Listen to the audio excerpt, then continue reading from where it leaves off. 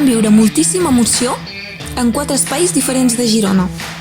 En primer lloc, va jugar al futbol masculí, que es va dividir en 2 grups. El grup A va jugar al camp de Fontejau i ens va deixar com a classificat la Universitat de Vic i la URL. La Universitat de Vic va fer una última remuntada en l'últim partit amb 3 gols. El grup B va jugar al camp de Torres de Palau i ens va deixar amb un triple empat molt renyit entre la UPF i la UPC. També es va jugar al bàsquet femení, que també es va dividir en 2 grups. El grup A va jugar al pavelló de Palau i va deixar com a classificades la UB i la UDG.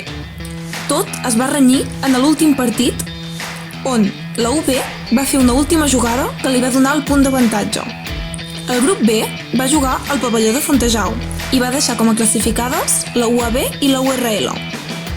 També podeu seguir els resultats en viu i en directe en les nostres xarxes socials a Esport Universitari o buscant la nostra pàgina web esportuniversitari.cat.